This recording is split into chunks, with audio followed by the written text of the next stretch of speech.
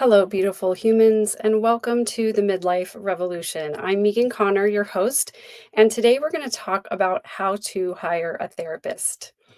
Whenever you are selecting somebody to care for your mental health, it absolutely should be like a job interview. It's so important that you connect with your therapist, but it's also really important that in the first place that you get connected with somebody who is qualified and competent and can really help you with your specific needs. Now, I've had a free how to hire a therapist guide on my website that you can download for a really long time, but it doesn't really cover all of the points of how to get started in this process, which can feel really daunting to some people. So I wanted to go through some of the preliminary steps that you go to before you get to the point where you're ready to start asking questions of the therapist. First of all, if you're new to the channel, please subscribe and please like the episode. Also, please share it with anybody in your life who you think could benefit from the information. I am not a mental health professional. I'm not licensed. I'm just an expert in my own healing journey, which I share extensively on the podcast and on my YouTube channel. If you are willing to support the channel by becoming a member, that's one of the best ways to make sure that I'm able to continue to make this content. So let's dive into this topic. First of all, how do you even begin to find a therapist? A lot of people might think that they would go to their insurance company's website and just look for mental health professionals, and that certainly is one way that you can start. However, it's probably not the most time effective way. And also, those therapists aren't always vetted by the insurance companies in thorough ways. They do have to go through some licensing requirements in order to be presented by an insurance company. But we'll get to some of those things later. First of all, if you have a friend or a family member who has gone through some similar things as you and has had a positive experience with a therapist, that can be a great place to start. But I actually recommend that you start with yourself first. Sit down in a quiet space where you have a half an hour or so just to meditate a little bit about why it is that you're looking for therapeutic services and some of the symptoms and things that have been interfering with your daily life. If you can be as honest as possible about your negative feelings and behaviors and sort of list those things without shame, that is a really good place to start because then you have a comprehensive idea of what it is that you're looking for in the first place.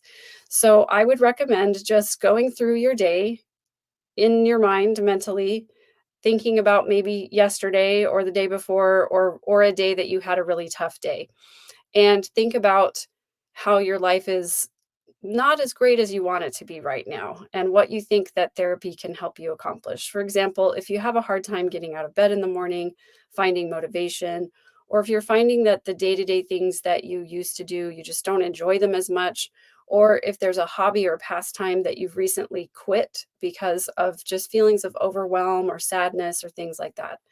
Obviously, if you've had a major life event, a major life change, if you've lost someone close to you or you've ended a relationship, those are all things that you would want to mention to your therapist. So you're going to want to list all of these things, symptoms and events in your life that you think that you might need help with. Be as concise as possible. Usually in a preliminary call with a therapist, they don't want to spend a huge amount of time with you just seeing if you're going to fit, but you do want to give your therapist an idea of what they're going to be unpacking with you so that if they're not really suited to give you the kind of treatment that's going to help you most, they can refer you to someone who will. Nobody expects you to be super educated about different therapeutic modalities or different healing techniques that therapists use, but it is a really good idea to have a general idea. If, for example, you're dealing with childhood trauma and you know that already, then you're going to want to seek out someone who specializes in that. Sometimes it's good to just start the process with a therapist, knowing that after 6 months or so, you might need to change to someone who is a specialist in a specific area or that practices a specific type of healing modality.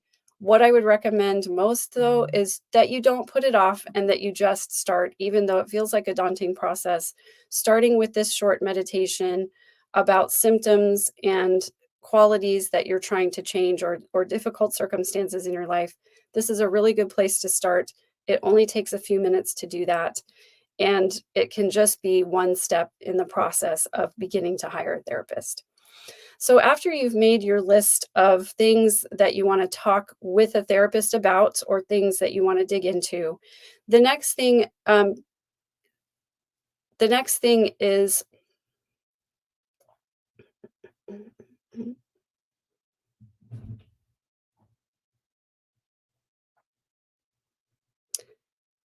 the next thing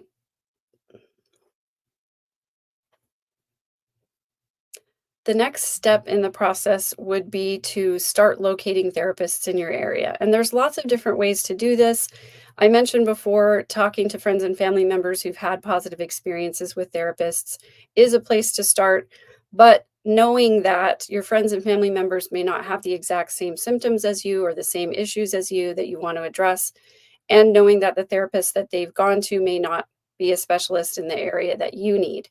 So that can be a good place for suggestions. If nothing else, you could call that therapist that has been highly recommended and say, "Hey, this is what I'm looking for. Is that something you do, or can you recommend me to someone else?"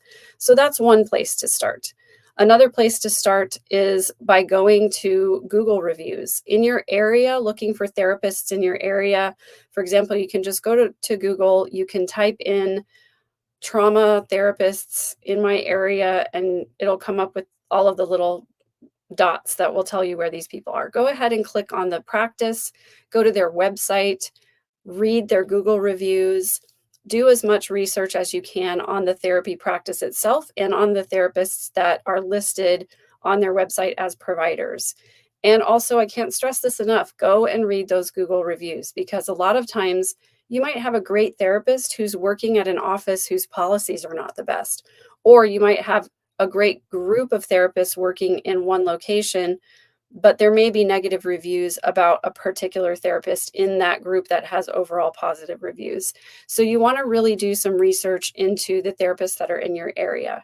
If you're looking for telehealth, you can obviously expand your search to a lot wider, a lot broader area. However, when you're starting therapy, I don't really recommend telehealth at first, because there is a component of connection that happens live that doesn't really happen when you're just across a video screen from someone. My therapist went to telehealth after I began therapy and after I had been in therapy for a really long time. And that was fine for the fact that we had already had a relationship established at that time. And so it wasn't a problem for us to do telehealth. It didn't interfere with my therapeutic process. But I don't think it's a process that I would have been able to start over the video screen, especially given the fact that I had so much trauma to dig into. I really needed to be live in person with somebody. Your therapist is going to get a lot of information about your body language, your tone of voice, your inflections, and things that they can't really observe on a video screen. And so I think it's important to be in person at first if you possibly can be. Now, if you're experiencing troubling symptoms and you need help right away, definitely some of those online resources can be really helpful, like the 988 hotline. And also, there are some therapy apps where you can download an app and meet with a therapist over video call. And some insurance companies will even cover same day visits for those types of things if you're experiencing those types of symptoms.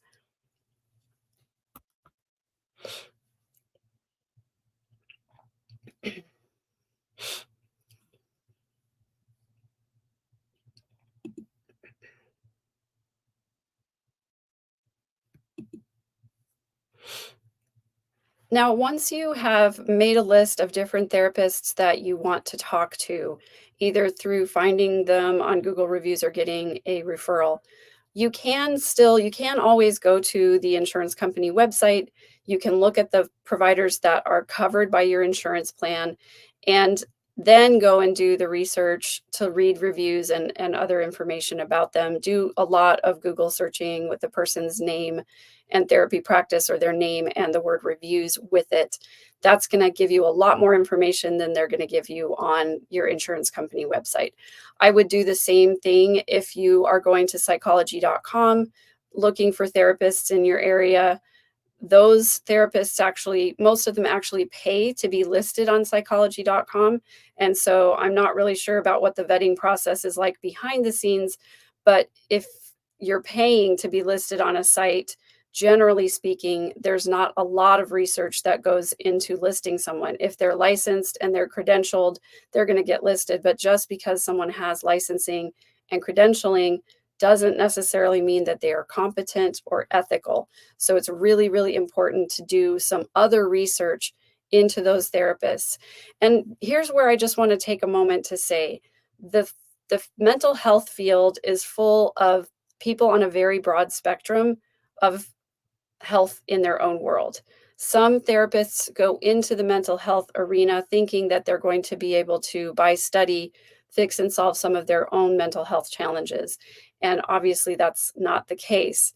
It would be like a doctor going to medical school because he had a broken foot at one point and wants to know how to heal it. Well, sure, he could specialize in podiatry and all of those kinds of things, but that doesn't necessarily mean he's going to be competent at it just because he's had the condition, etc.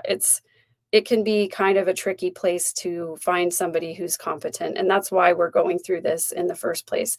I've come across a lot of therapists who have not done their own work, and that's one of the questions that we're going to get to on the guide of how to hire a therapist. You're going to want to talk to them about their work that they've done personally on their own mental health issues, because all of us need some kind of guidance and help. None of us were raised by perfect parents in perfect environments where we had perfectly healthy relationships throughout our entire lives. So we're all going to need some guidance and direction in this area. The next thing I want to say is that there can be dangerous therapists out there who do real harm. We've actually seen some of these in the news lately. Jodi Hildebrandt, Maurice Harker. There are a lot of therapists who have done real harm to their patients. And so it is really important to not only vet the person with reviews from other people, but also with your own research and by asking them the questions that we're going to go over here in just a minute. I recommend that when you have your list ready and you're getting ready to call and talk to some therapists, you can just use this simple script. Hi, my name is Megan. I got your information off of your website for your practice, and I read some of your reviews. I'm considering hiring you as a therapist, and I would like to ask you some questions about your practice. Is now a good time to do that? Now, a lot of therapists will want you to schedule an appointment to get that done. If they want to charge you just for this initial process, I would be really skeptical of that. Most therapists will give you at least 15 or 20 minutes of their time to just see if you're going to be some kind of a good fit, even if it's just on the phone and not in person.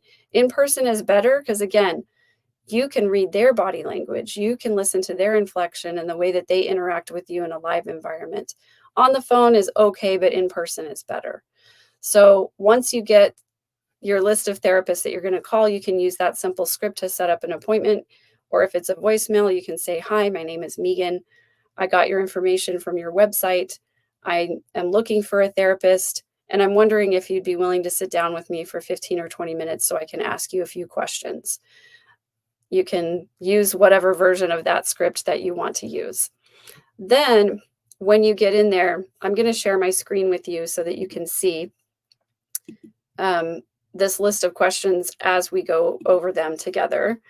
And you can use as many or as few of these questions as you want. Again, this list was given to me by my therapist. His name is Tom Efred, and his name is Tom, and his contact email is right there on the screen for you. So if you want to reach out to him, you can. I've let him know that I'm going to be using this, and he was totally fine with it. So he came up with these questions, and this is something that he gives to people who are looking for therapy services. And this is all information that is really important to go over. So first of all, he says, information you have a right to know. When you come for therapy, you are buying a professional service. You have a right to full information about therapy. The list below deals with the most commonly asked questions, but many people want to know more. The more you know about your therapist, the better your work will go. So I would recommend reading over this list before you have your phone call with any potential therapists, and maybe cross out any questions that you don't feel are important. Add some questions that may not be on here that you think you would like to go over with your therapist. And then just sort of go down the list as you're speaking with the potential therapist on your call list, and make some notes about how they answer, things that you liked or didn't like about what they said, or something that resonated with you. So therapy and credentials is the first topic here. What will we do in therapy? In other words, is there a particular way that you handle therapy? Do we have exercises to do? Is there going to be writing and journaling? Is it just going to be talking? What are the expectations for that? What will I have to do in therapy? Do I just show up? Do you need me to bring notes with me? Should I take notes during the session? Those kinds of things. Could anything bad happen because of therapy? Now, I will tell you the answer to this question should be yes. If you're digging into trauma, it's really possible that you're going to bring up some feelings that you haven't felt in a long time, or that you've pushed away for a long time. And it's possible for you to feel worse after your first few sessions of therapy. It's really important that your therapist give you an honest answer to this question, and then lets you know what they will do if you start to get worse. And so that question is in there just as a bit of a, I don't know, red flag detector, because a good therapist worth their salt should be willing to be honest with you about the fact that you're not always going to feel great after therapy is over. And it's possibly that you could get a little bit worse in the way that you're feeling before you start to get better, which is kind of the next set of questions. What will I notice when I'm getting better? Specifically, about how long will it take for me to see that I'm getting better? Will you have any tests? What for? What kind? How many of your clients with my problem get better? How many of your clients get worse? How many people with the same kind of problems I have get better without therapy? And how many get worse? Again, these are all questions that your therapist should be able to answer very honestly. They should be honest about their limitations. They should also be honest about time frames. Some therapists will just say, it takes how long it takes, which is the next question. How long will therapy take? If they say, well, some people are just in therapy for the rest of their lives if they have your condition, that to me is a red flag.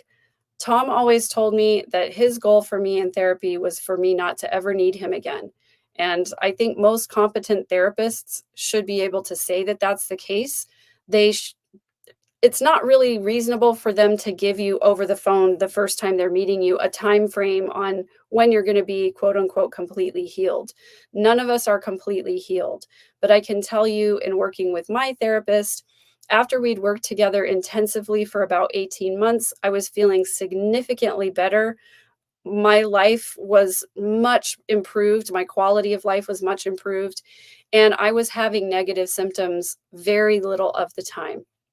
At that point, we just set up a system for me to check in with him when I needed to go back over something, or when I needed to revisit, or when I needed to dig into something new. And so then it was just on a case by case basis. And things do come up. Things still come up for me all the time. I do still have to go see him from time to time, but I don't need him on a regular basis. And our visits are getting farther and farther in between. And so that to me is good progress in therapy on some very tough issues to work with. And it was realistic expectation that at some point I'm going to need him less and less. And I think most therapists should be able to say something similar to that when you're talking about the amount of time you're going to be in therapy. What should I do if I feel therapy isn't working? All therapists should be willing to say, if I'm not helping you, I'm going to refer you out to someone I think you'll work with better. They shouldn't be afraid to let you go as a client if things are not clicking. And by the same token, you should not be afraid to be honest with your therapist and say, I really don't feel like I'm getting better. And I feel like maybe I need to work with somebody else, or work in a different way, or do a different healing modality. And once you get into the therapeutic process and you start addressing issues, then you can kind of start to research different therapy modalities if you feel like things aren't working well.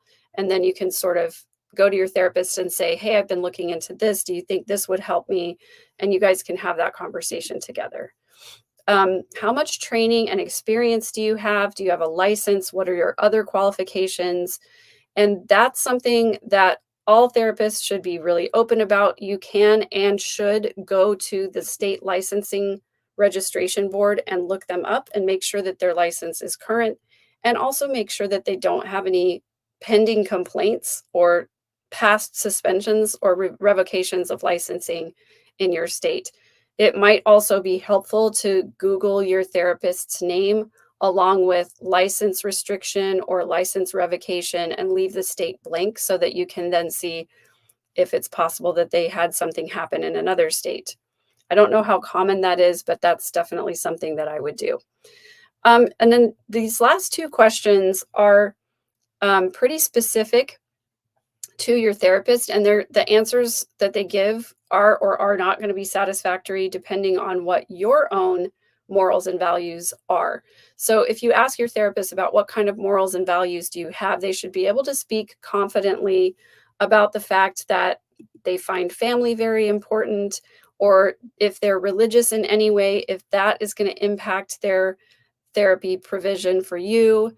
If they have any kind of idea that they're going to try to impose their religious view on you, I would run out of the office and not walk, because therapists are not supposed to impose their worldview or their religious view on their patients at all. It's really unethical for them to do that.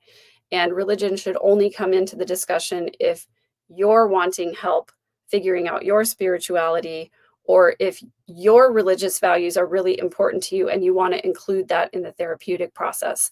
That's an important thing to mention as well. And then, to whom can I talk if I have a complaint about therapy that you and I can't work out? Of course, every state has a licensing board, but a lot of therapists work within a practice that is headed up by a practitioner who is very experienced. And generally speaking, if that's the case, you should be able to talk with the person running the practice about the individual therapists who are representing the practice, if that makes sense. This, again, should be a question that your therapist should answer honestly, and they should not be afraid of you complaining to somebody if things are not going well in your therapeutic relationship. If they are afraid of that, that's a red flag right there. If they're not willing to give you the information about who you can complain to, that's another red flag. So the answers to all of these questions are just you kind of assessing what kind of a person are they? What kind of a professional are they? Are we going to be able to work out differences with each other? And are things going to go smoothly in that arena? Or am I going to be facing a struggle trying to get what I need out of this therapeutic relationship? Now, about therapy and help.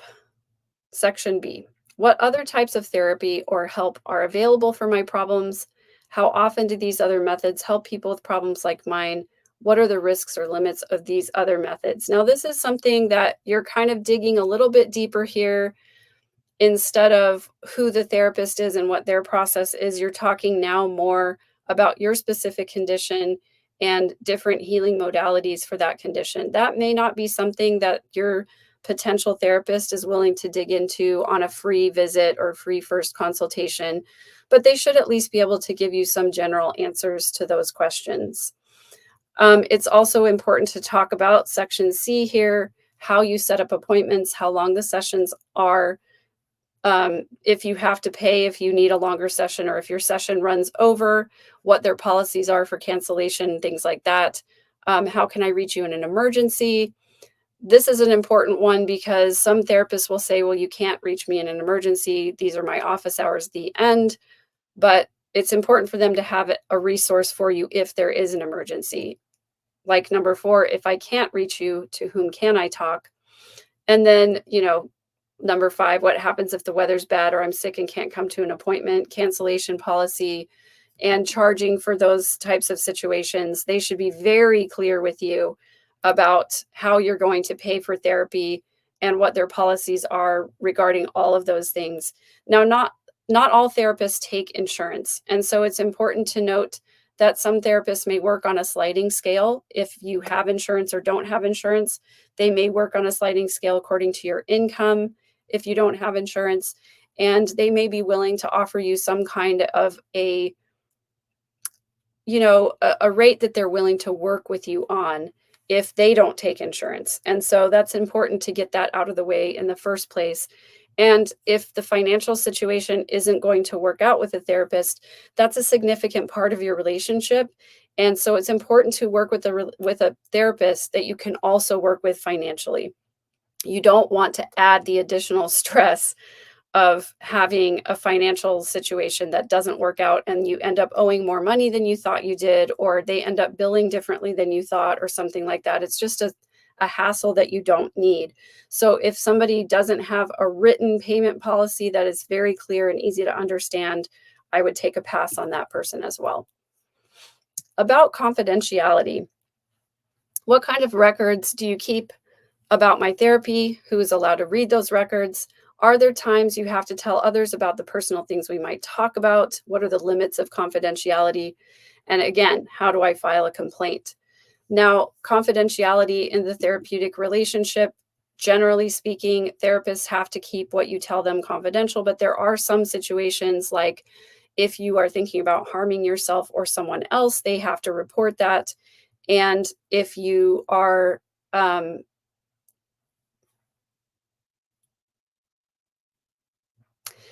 or if the records of your therapeutic sessions get subpoenaed by a court order of some kind. So the therapist should be very honest with you about the limitations of the confidentiality. They don't have to report self harm ideation in every instance, but there are limits of that, and that's really important for you and your therapist to understand together, especially if that's one of the symptoms that you're experiencing. It's really important to have that clear at the very beginning, and so that you feel comfortable sharing exactly how you feel and you're not trying to minimize symptoms or dismiss symptoms that are really important for you to talk about. Diving back into money here, what will you charge me for each appointment? When do you want to be paid? Do I need to pay for an appointment I didn't come to? Or if I call you and cancel it, what I would add in here, what happens if you cancel an appointment or if you're late to an appointment? Do I need to pay for phone calls or text messages? Will you ever raise the fee you charge me? When? How much notice will I be given? If I lose some of my income, can my fee be lowered? If I don't pay my bill, what will you do? These are all questions to ask. They may not be totally appropriate for the very first session that you're going to just vet out your therapist, but they should at least be able to share with you their written policies. And it could be easier for them to just say, I'm going to email you my payment policies. I'm going to email you my cancellation policies. I'm going to email you my confidentiality policies. You should read all of those very thoroughly and become very familiar with them before you engage in hiring that person. So that's a list of questions to start with. You may have more ideas of other things that you want to ask your therapist right off the bat. It's very important to the therapeutic process that you feel really comfortable being totally honest with your therapist about all your feelings. So if you're getting a vibe like you're not feeling safe in sharing your symptoms or asking these questions, even, or if you're getting answers that feel standoffish or curt in tone, then maybe move on to the next person. Make a note of that in your record on your list of questions that you asked that you didn't feel safe talking to them. That's a really important thing to note. Now, let's say that you've gone through a call with 3 or 4 different therapists and you're really not finding that it's clicking.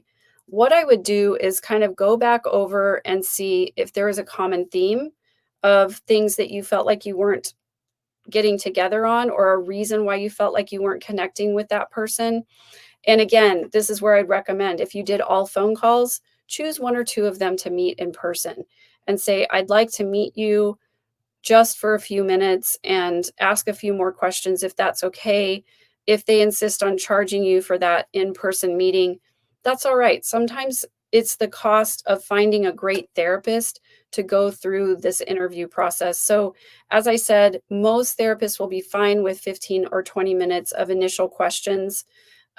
Those are better done in person, but if you do them on the phone and then you decide you want to meet with them, it's appropriate for them to charge you for that in-person meeting. That's why I encourage that these initial questions get asked in person rather than over the telephone.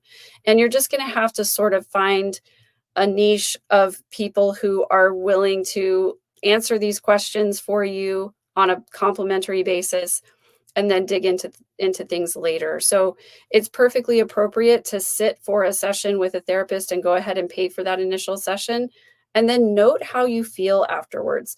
Do you feel heard? Do you feel understood? Do you feel like your words are valuable to the therapist? Are they listening intently to what you're saying?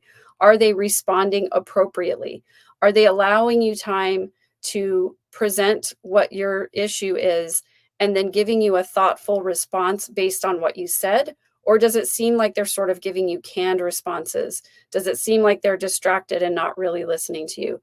Now, most therapists will take notes during the session because they're required to keep notes. That's one of the things that therapists do. So don't be offended if they're taking notes as you're talking because they're required to do that. And it's actually a really helpful, good thing for them to do so that they make sure that they're tracking with your progress and the different things that you're talking about.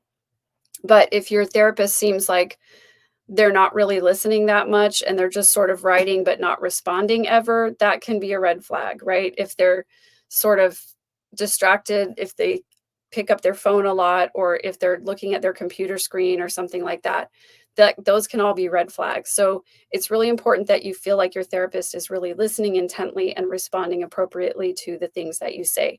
So after that first session, I really recommend going and doing some journaling about how the session went, how you felt. Did you feel a connection with this person?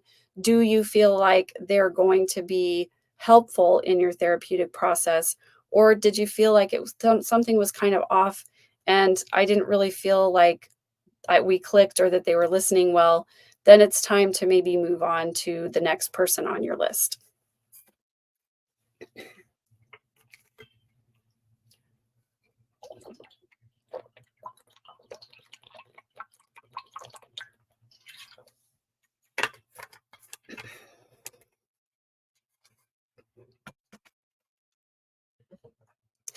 If you have that successful first session, good for you. Great, you found somebody that you can work with.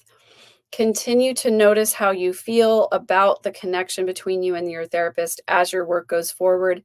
If at any time you feel like things have shifted a little or changed, or you feel like you're not being as valued and honored as you were in that initial session, it's perfectly appropriate for you to bring that up.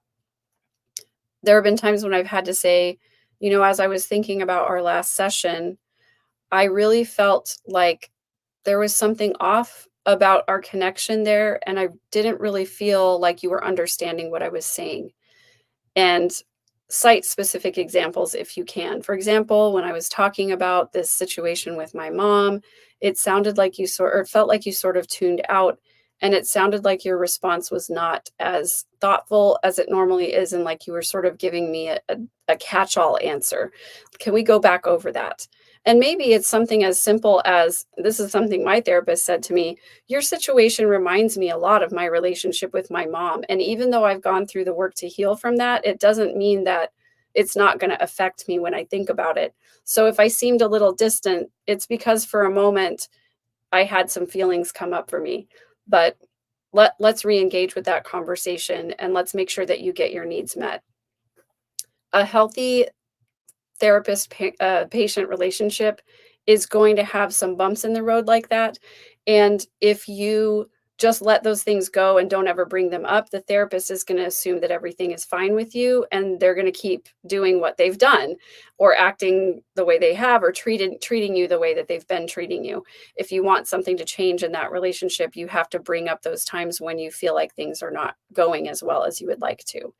Now, if it gets to the point where you feel like you need to fire your therapist, things are really bad, you've tried to communicate some issues to them, and the same things keep coming up over and over, it's perfectly appropriate for you to write an email or leave a voicemail or even in person to say, I've really appreciated the time that you've put into our work together. I'm feeling like things aren't working anymore. I think I need a change. And I would appreciate it if you would share, your notes with my next therapist when they contact you. It's perfectly appropriate for you to ask for that. I'll share a couple of experiences that not me personally, but other people have had. There was one situation where the therapist kept bringing up the person was going to the therapist because they were going through a divorce, and the therapist kept bringing up their own experiences in their own divorce. And while some of that can be illustrative if they're trying to help you understand a situation, it's definitely a red flag if the therapist keeps saying things like, "Oh, man, I know what you're talking about. When my ex-wife did blah, blah, blah, oh, that was awful." And if they're just commiserating and venting to you, that is the opposite of what they're supposed to be doing. But if they say something like, "Yeah, I went through something similar, and here's what worked for me in that situation. Do you think that would be helpful for you?" That's different, right? There was another situation in which a mother had brought her child to see a therapist, and the therapy seemed to be going okay, but the child was saying, like, "I really don't feel like she listens to me, and I don't really understand what she's trying to tell me to do." Mom has a conversation with the therapist gets offended that she's been called out for, not being helpful or not listening. Therapist says, "This is a child, their perception of how things should work in therapy might be skewed," and they get defensive. Red flag, time to move on. There was another situation where mom had brought her kids to a therapist.